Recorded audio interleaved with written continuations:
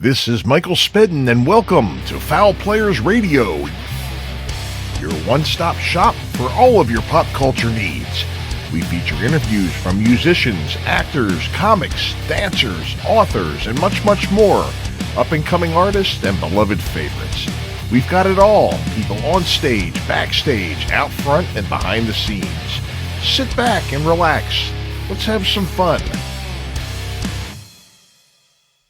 Hi, this is Bud Becker. Hi, everybody. Dwight Weems from Gaz the Fun Band. Hi, folks. This is Jay David. Hey, this is Brian Damage from Kix and Rhino Bucket. Hi, this is Kim of Kim's Crypt. Hello, my name is Gunhild Carling. Hi, this is Paul Castiglia, and you're listening to Fowl Players Radio, the one-stop shop for all your pop culture needs. And welcome back to Season 11 of Fowl Players Radio. Season 11! We all in Season 11. Tonight, are you sick of that yet? Tonight's guest is Seaside Massacre from Yuba City, California. Don Turner and Jake Madden came on to say they're just about to release a new EP, and we had a great time talking about band experiences, playing in clubs, early influences, favorite concerts, and much, much more. The link tree to all their social media can be found in the show notes. The Fowl Players of Perryville are back in action and have upcoming shows on the Western Maryland Scenic Railroad, Fifth Company Brewing, Susky River Beverage Company, and Maryland Party Boat, and others. And if you are interested in seeing a show, our website is www.fowlplayersofperryville.com. And if you are interested in booking us, fowlplayersperryville@yahoo.com or 443-600-0446. Every Tuesday from 4 to 6 p.m. Eastern is the Back of the Rack, the Michael Spedden Show on 97underground.com, Baltimore's Pure Rock Worldwide. And we feature songs you forgot you liked, classics that never die, interviews with up-and-coming classic beloved bands. Go to 97underground.com and download the free app today and listen to us anytime, anywhere, wherever you go. Also, 97 Underground, the Michael Spedden interviews on YouTube at 97 Underground Michael Spedden. You can go there and see everybody that I've interviewed on my 97 Underground show. We thank you for watching and listening to Fowl Players Radio. Our main website is fowlplayersradio.com, and our YouTube channel is youtube.com/@fowlplayersradio. Support our guests in their endeavors. Links to their books, albums, tickets to their shows, and much more can be found in the show notes of each episode. We'll be right back with Seaside Massacre right after these words. Hey, you guys, this is Gina Shock, drummer of the Go-Go's. Snowman here. Hey, Mary Jo Peel here. Hi, this is Kathy Ladman. Hi, this is Jay Nedry from the Road Ducks. This is A.D. Adams, and you are tuned in to Fowl Players Radio with your host, Michael Spedden.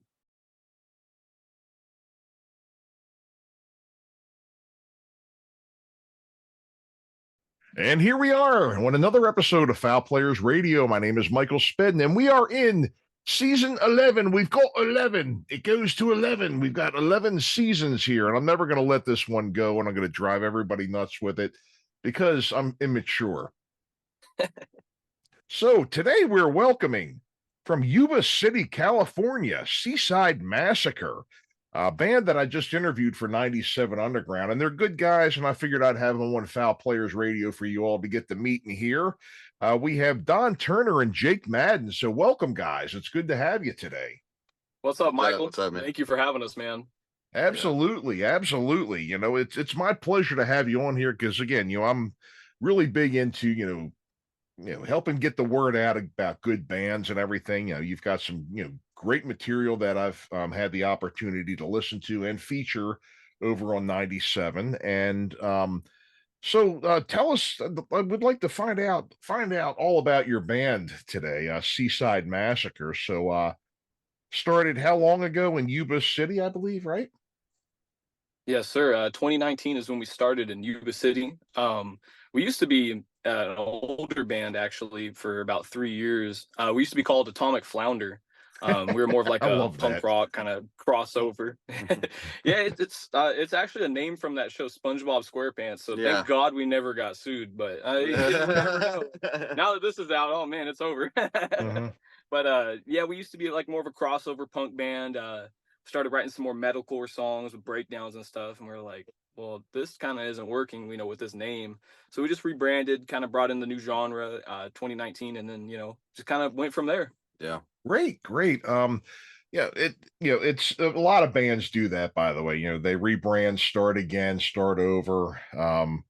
May not always take their name from a SpongeBob episode, but hey, it sounds like but that sounds like a fairly normal thing.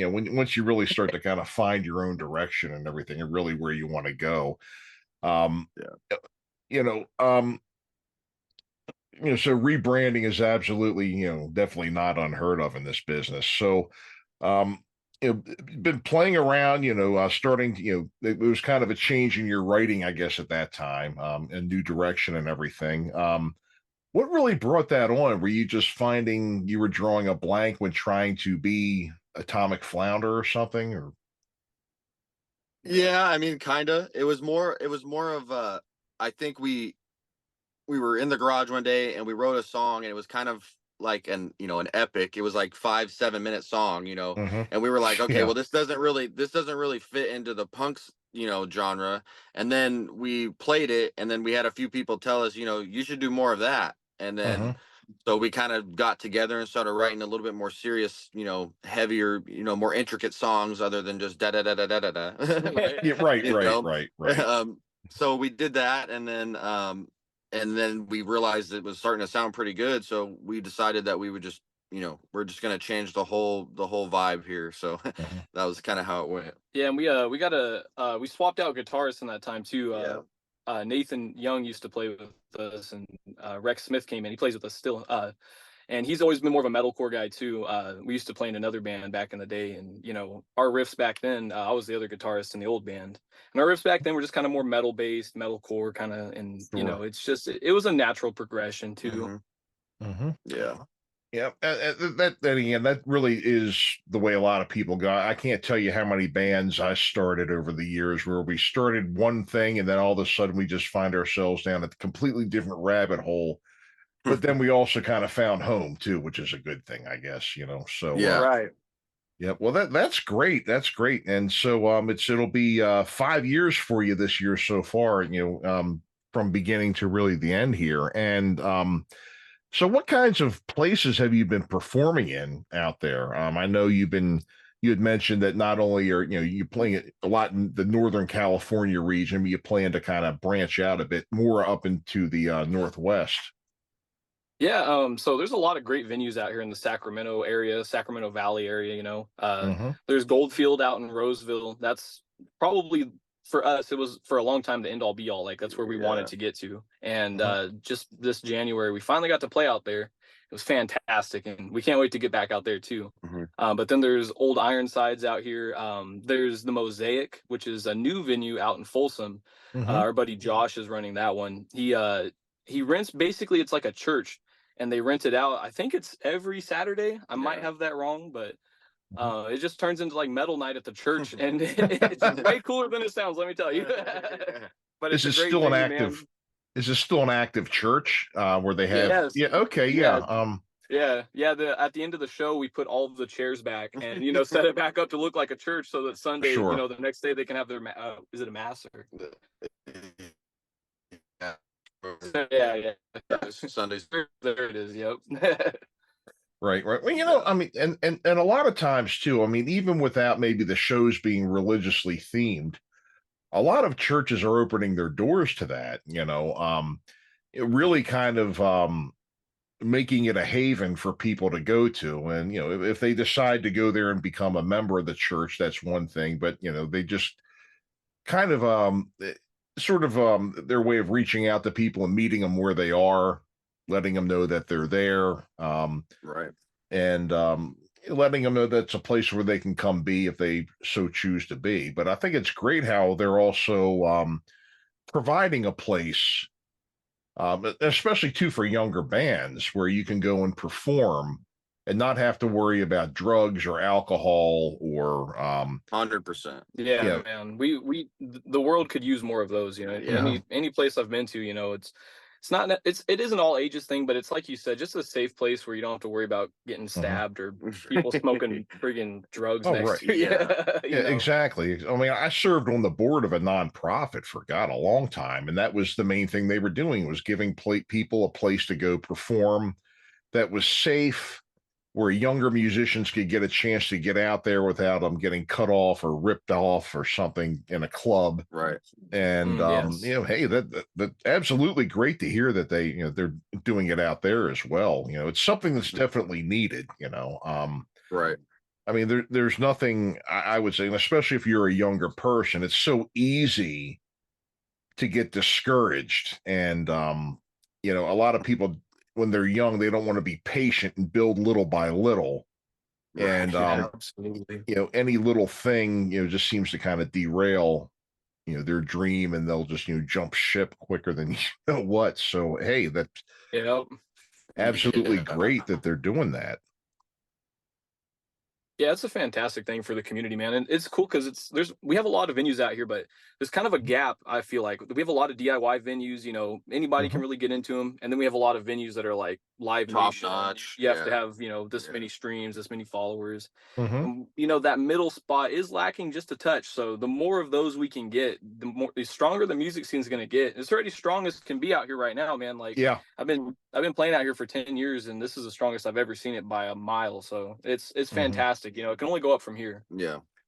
Right, right. Well, that's great to hear. That's great to hear that good things are happening out in that area, you know. So I know that you are, you're in the band, you're the guitar player and the singer. And so what were the things that inspired you, you know, each one of you in the role that you play, the instruments that you play or perform in the band? Okay. Honestly, the biggest thing that inspired me was Metallica. I'll say that, you know, a million. Hey. I'll probably say that till the day I die. But it was mostly probably James Hetfield in particular, just the way that his stage presence was. It's just if you look at videos of us playing, you know, you can see the influence that it had on me for sure. But yeah, I think that a lot of the newer stuff that was coming out, probably like 2006 era, I think too. Like Bullet for My Valentine and Trivium, and a lot of those bands that were coming out had a big influence on me growing up. But also, we'll go back to the Elvis Presley and the Billy Idol and all that stuff too. I mean, I grew up on all that, so I think I still love playing that on guitar to this day. So a lot of my writing comes from that stuff as well. What kind of Yeah, gear? for me, oh, I'm sorry. Sorry. So, Yeah, right. I was just, what kind of guitars and gear do you have? No worries. I totally get it. Yeah, I play guitar no. too, so I get it. The right now, what I'm running is I'm running it's a Black Star ID 150 head. It's a digital head. I did have a PV Windsor that I was using for a while. It had that punk sound, but it didn't have that metalcore sound. So Yeah. so I actually ended up selling that head to our drummer, Tristan. I sold it to him, so he uses that at home or whatever. But I use the Black Star, and then I have a PV cab that I use There still. you go. But honestly, my goal in a few weeks, hopefully, I'm gonna go pick up a 6505 plus PV and just run with that. And then my guitar setup ranges from, I use a Schecter C1 Platinum, and I also use a lot of the Hetfield signature models, just because you can't really go wrong with something, you know, that was designed to be played hard. So yeah. Hey, nothing wrong with that. Nothing wrong with that. You know, so and I'm sorry, Don, we stepped on you before here, but tell us. Hey, no worries, dude. I can talk about guitars all day, my friend. That was my first love before I ever screamed. You know, I played guitar in my first band, dude.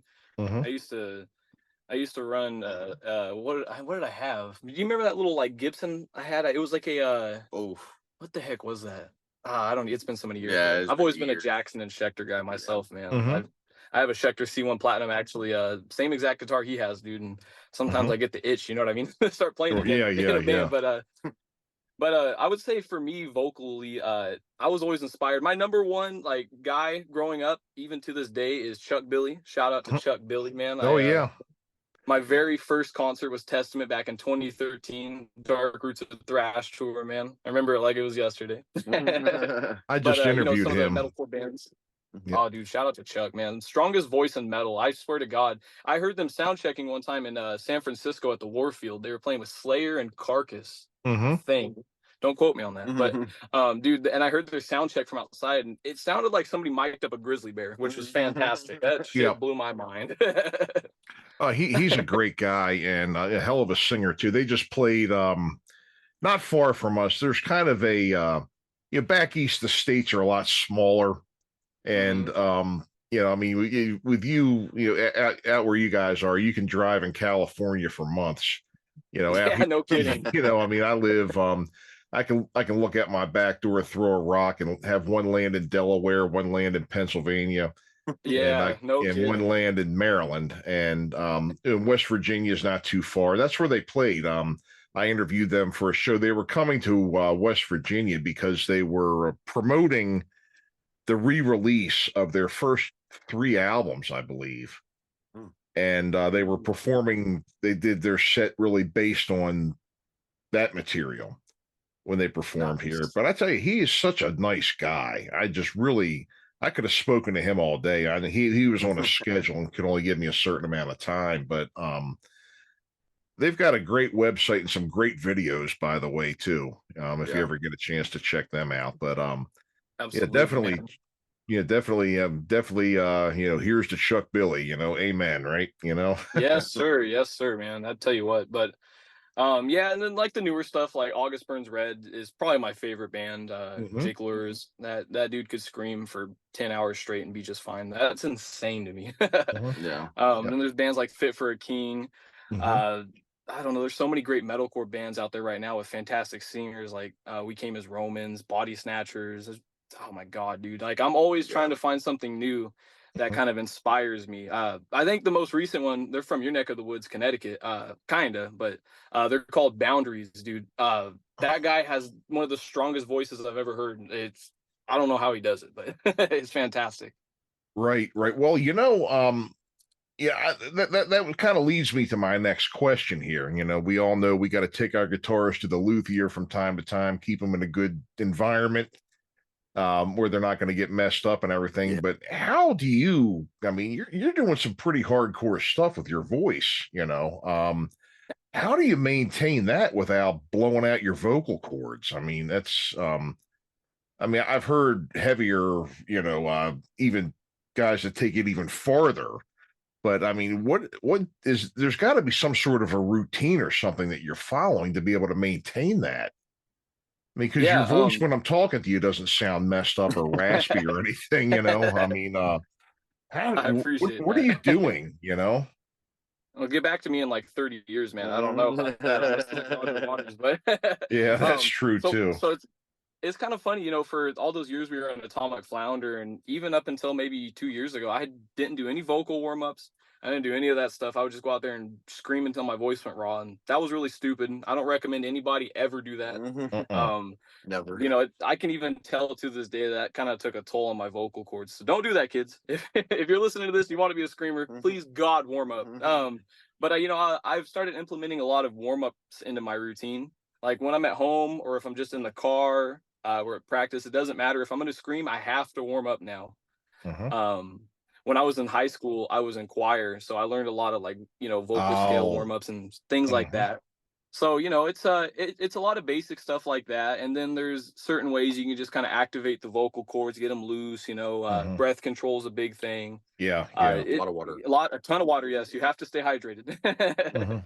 But yeah, man, it's just all about it's about the tone, not necessarily trying to scream your head off. I think that's where a lot of people get a little bit mixed up on it. Oh yeah. I mean, I know what you mean by that, because there was times too when I was doing. I'm not performing in a band right now, but there were times when I've done a lot of theater, where I've done singing, with Jesus Christ Superstar a couple of times, and you really, your voice gets tired when you're doing it a lot, on a big run. You've really got to learn how to take care of that. And I'm a former smoker too, Yeah. I Same. quit 15 years ago, but I smoked for 20. And some people say they can hear it. I mean,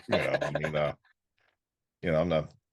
I don't think I sound like Fred Sanford quite yet, No. but No, definitely not, man. I don't think it affected you. I think you're good. oh, thank you. I appreciate that. I do get compliments on that. And I'm like, should have started doing radio 30 years ago, I think, You should have, brother. You have the voice for it. Yeah. Well, thank you. Thank you. I appreciate that. But that's good for people to know, what you're doing about taking care of your voice, because there are a lot of times, I mean, there's been a lot of times when people did things and it was nearly career ending. I know that here's an interesting trivia. I don't know if you knew this or not, but the Scorpions Blackout album, Klaus Meine was in surgery, and they almost had Don Dawkins sing that album. Really? Yeah. That would have been interesting. Oh my Yeah. God. Yeah. And I tell you, and he's a powerful voice too, Klaus. Yeah, absolutely. Well, both of them are really, but I've seen a lot of times, and especially now too, when these guys are getting up in their 60s and 70s, out, seeing the bands that I kind of call it, going out to visit the senior circuit, where their voices are just like, oh boy, that's not good. And and right. Right. But that's good. If you have a good instrument, definitely take care of it. You wouldn't leave your Les Paul out in the rain or anything like that. Right. So Yeah, exactly. And you can't buy another voice, that's what I always try to tell people that, like, I have a friend that's trying to get into vocals, and I'm trying to stress this to him while he's starting. Like, you can't go buy a new voice. You can go buy a new Les Paul. It's expensive as hell, but you can. Yeah. But you can't go buy a new voice. I don't think you can anyway. If you can, let me know. But Right. And that's the truth too. And I mean, in every theater show that I'd ever done where I was singing, we do, we spent a good half hour doing vocal warm-ups. We were all in the, backstage, the accompanists would come back, and, we would be doing warm-ups, scales and everything else to get ourselves ready for the show. And a lot of people don't realize how much really goes into that, Absolutely. Yeah. You have to get those vocal cords warmed up. It doesn't matter if you're singing or screaming or, voice acting too. You got to get your voice warmed up. Just like anything else, Absolutely. And, whenever I do a voice job or something too, I spend a lot of time getting myself warmed up and ready to go. And, you can't have anything either. You can't have a little bit of a phlegm or anything there. You got to be ready. Nothing. And if you notice while I'm interviewing you, I have a couple of these here, and I'm just drinking water, and my man. yeah, exactly. Keeping yourself hydrated. It's a very important thing, Absolutely. So you're getting out and playing now and everything, which is great. You'd mentioned a number of the clubs that you're doing. And you have some goals for this year too, to get the show on the road and kind of tour and everything. Looking back to the past, or anytime maybe even before this band, have you guys ever had any Spinal Tap moments you'd like to share? Oh man. Let me think. Does anything come to mind for you? I mean, the only thing I can really think of is the time that we were in Grudge. Oh yeah. And yes. And that's all I could think of. We used to be in another band, me and Jake. It was called Grudge, and that was an experience, man. I was playing a 6-string bass with neon green strings, and it was very different. It was, and I'm not gonna knock on him, because I'm still friends with him to this day. Yeah. The lead singer, I won't name names or anything, but he just, it was more of like, it almost seemed like it was kind of a vanity thing. And it was more of, because he wrote all the music and he told us what to do, and it was like, do this, do that, do this, we gotta look like that. Okay, good. And then one day it was like, all right, you guys aren't doing it to my expectations, so I'm gonna take all the music, and then you guys are on your own. Yep. So it was kind of like, that was kind of how me and him started Atomic Flounder, because at this point, it was like my first band. I'm 15 years old, 16 years old, and I'm like, dude, my dream is crushed. I don't know what to do. And then so me and him were like, let's start another band. And then so here we are, years later, trying to still do it. Still trying to live the dream. But yeah, I mean, and then in that band as well. I mean, I remember I think we talked about this earlier. I remember playing Yep. it was this place called the Blue Lamp. It was in Sacramento. Yep. And Oh, we for some reason we headlined. I had no idea why. We had actually I do, but we headlined and we got on stage and yeah, there was not a soul in that bar, not even sitting at the bar. There was not nobody, just the sound guy. Yep. So that was pretty entertaining. But you know, we've been there, done that. Yep. Yeah. Absolutely. That is, yeah, that I know what you mean about playing for the bartender, you know, playing for the bartender, playing for the sound man. Those things happen quite a bit too. You know, I've had a couple of you know, Spinal Tap moments in my experience. You know, some theater ones too that were actually kind of funny as well. You know, it's I guess they happen to everybody, no matter who you are. You know, exactly. It's bound to happen eventually. Yeah. And if it doesn't happen, you're doing something wrong. Yeah. Exactly, and I think that's why so many people dig those movies. You know, Yeah. the Spinal Tap, and then they did The Return of, which was a concert movie, and actually they're making another one now. Are they really? Oh, really? I didn't Yeah. know about that. No idea. Yeah, you know, all three of the guys, you know, the three guys came back, you know, Shearer, McKeon, and Guest, and then Rob Reiner's redoing his part too. Oh wow! So yeah, quite yeah. good then. Thank God. A lot of the remakes they make these days are kind of like hit or miss. They're either amazing or they're garbage. You know what I mean? Yeah. That's But awesome. this is, and I'm sure there's probably going to be, you know, anybody who's still alive from the first one, you know, is probably going to be in it as well. Yeah. So, and again, that was just, it was just so relatable because every band I've had on has had something absolutely hysterical or awful or something happen to them while they've been up on stage before. And there's a lot of them. And I mean, there's no FCC in podcasting, but there's some of them I won't even repeat on here that. Right. I can tell you after we hit you know, stop. I'll tell you about those. To hear those stories, man. I've got some Baltimore 80s stories for you, believe me. I can tell you those, you know. Oh, we'll take them, man. We will take them. I just remember the time that we were playing at this place called the Colony one time. It's in Sacramento, and it's on Stockton Boulevard. And if anybody knows Stockton Boulevard, it's not a good road. Okay, so anyways, we're playing, and it's a little punk gig. You know, just a hole in the wall, all concrete room. You know, it's just loud, right?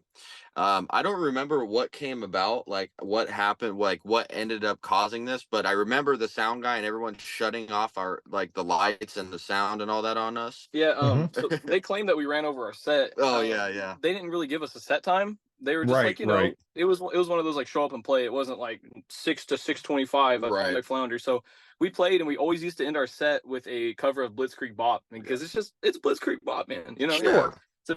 It's a fun song. So out of the blue, we're ending our last song. We're going into Blitzkrieg Bop. They turn off the lights. They turn off my microphone. Yeah. I used to play bass and sing, so I was still playing my bass and screaming, and I was like, "Can you guys hear me?" And no, and so I took the bass off. I took out the microphone and set it down, and I just went up to the crowd, and they were singing with me, and they all sung to me, and we tried to make the best of it. And the sound guy was super pissed, and you know, and he was. I heard rumblings afterwards that we were never to be back there. Yeah, we were back there like 2 months later. So Yeah, you know, those things You live and happen. you learn. Those things happen, and sometimes you just need everybody just needs a little time to cool off, and then things are kind of back at, you know, to how they were and everything. But everybody has those things happen. You know, I've been in bands, you know, that have made enemies of sound men. I've actually I've been in bands that actually the sound man hated me because of a band I was not in, but my bandmates were in. So you're guilty by association. Yeah. Been there. Yeah. Yeah.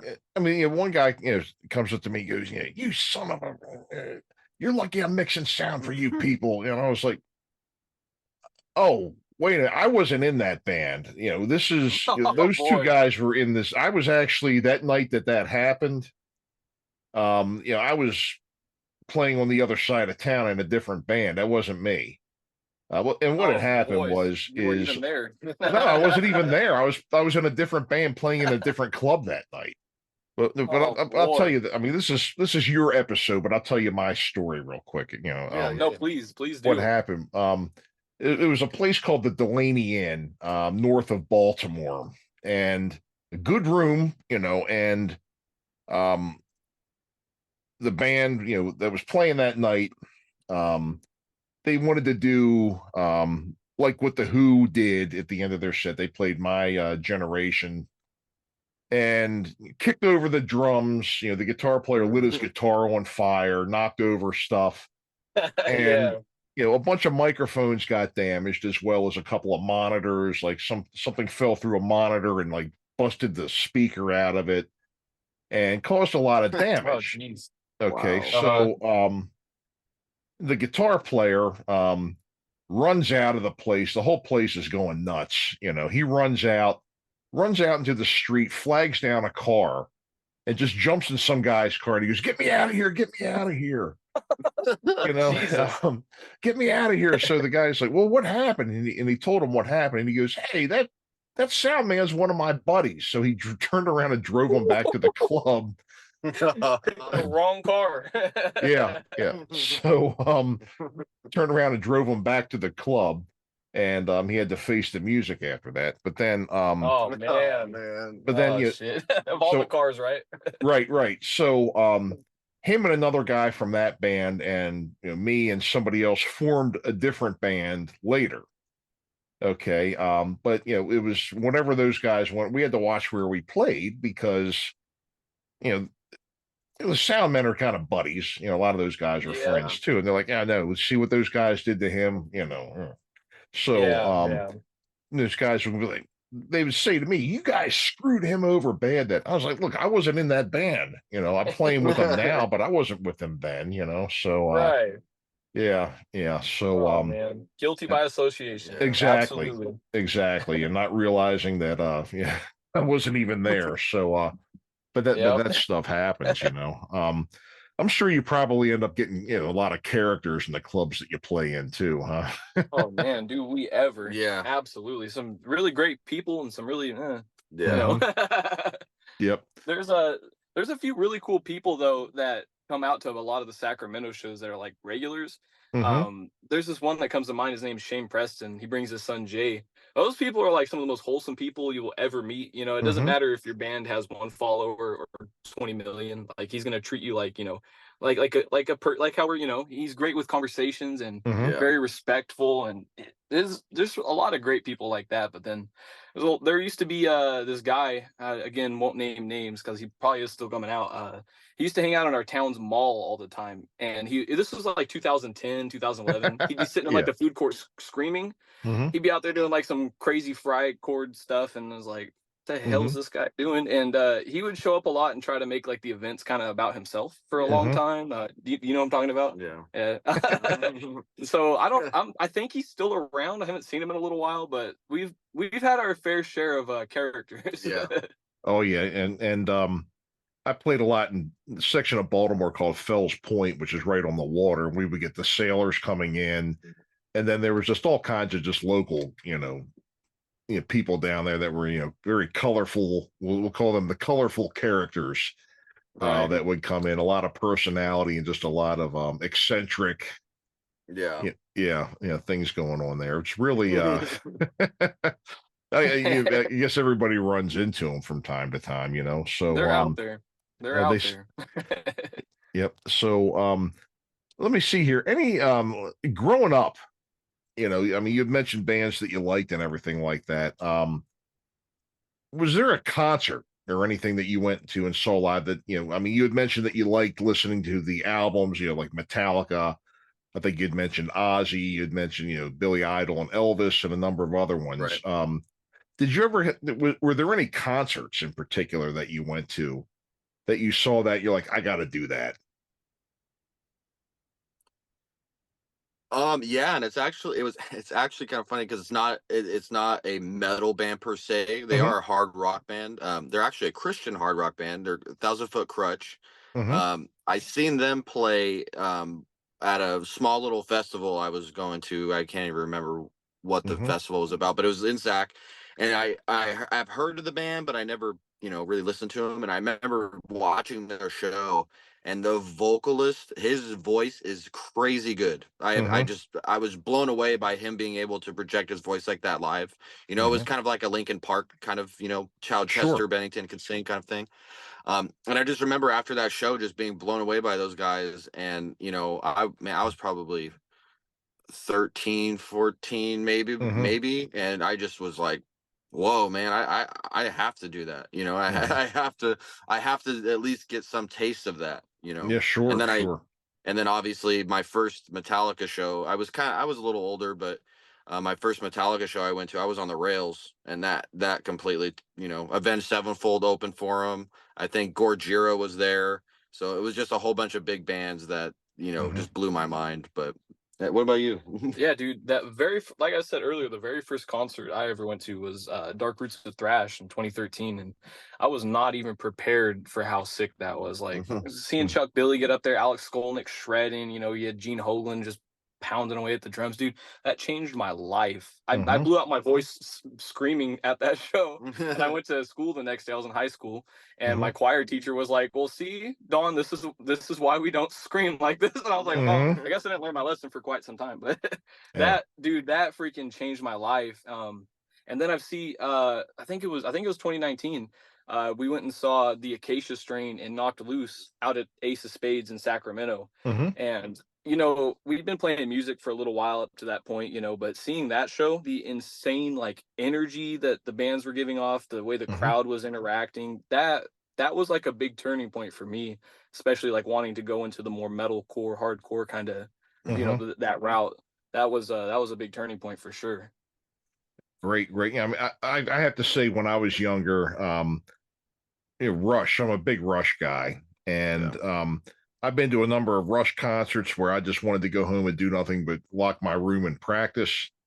And then I've had a couple of them where I just wanted to throw all my gear into a pile and burn it. Yeah. Right. It's like, it's insane, and I've seen, God, I saw a lot of their tours too. And concerts are a special kind of memory, Yeah.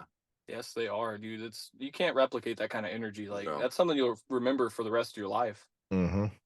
Oh yeah, it's definitely very true, very true.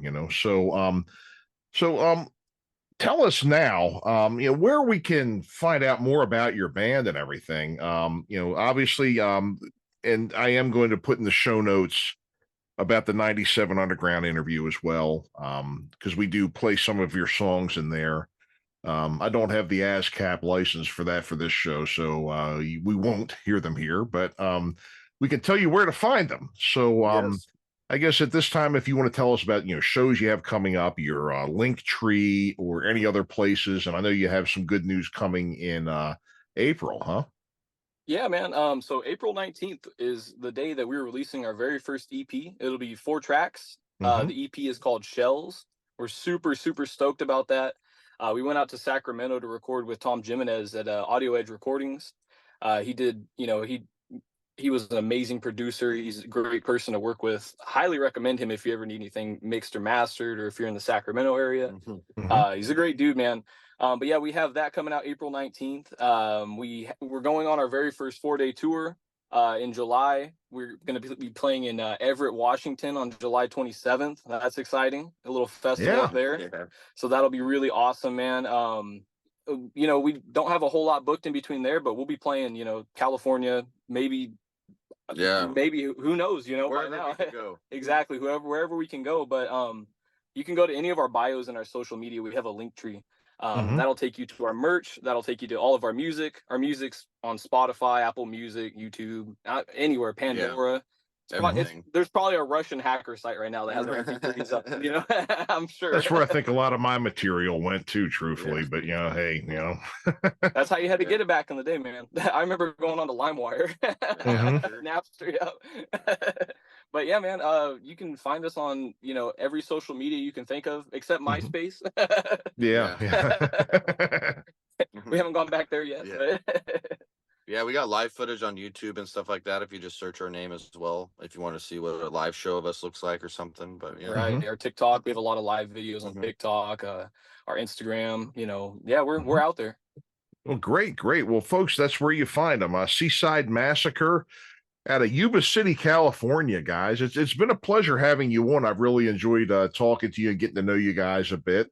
And definitely check out their material. You know, again, big news coming, as you said, April 19th is the release date for their album. And go and look at their YouTube videos and everything else on their link tree. You can go to the link tree, and that's exactly what it is. It's a link tree. That's something I just discovered, but very handy, very handy. Very handy and very well worth it, So so guys, again, thank you for coming today and talking to us a bit and telling us about the band. And we'll definitely look forward to hearing from you again. Don't be a stranger, come back, whenever you got news to tell us. We'll be glad to have you. We'd love to come back, Michael. Yeah, thank you for having us. We appreciate you, man. Thank you. And thank you all for listening. It's been Seaside Massacre this evening. Again, check out their stuff, check out their link tree, and get all over that new album when it comes out. And you can also, again, hear them on 97 Underground, very likely on my show, and then on Evil Scott Zombie Ritual on Saturday nights. So thanks again, guys. We'll see you next time, everybody. Take care. And folks, thanks again for tuning in tonight. Our guests were Seaside Massacre. We had Don Turner and Jake Madden coming on to say that they're about to release a new EP, and we really had a great time talking about the whole band experience. So make sure that you check them out. Their link tree to all of their social media and all their other, their music and everything else can be found in the show notes. Remember, the Fowl Players of Perryville are back in action this year. We have upcoming shows on the Western Maryland Scenic Railroad, Fifth Company Brewing, Susky River Beverage Company, and Maryland Party Boat. If you're interested in seeing our show, our website is www.fowlplayersofperryville.com. If you're interested in booking us, fowlplayersperryville@yahoo.com or 443-600-0446. Every Tuesday from 4 to 6 p.m., you can hear me on the Back of the Rack, the Michael Spedden Show on 97underground.com. Remember to download the free app, and you can also hear my interviews, an archive of the interviews at 97 Underground, Michael Spedden on YouTube. We thank you for watching and listening, and our main website is foulplayersradio.com, youtube.com/@foulplayersradio. We will see you all next time, folks. This is Michael Spedden signing off.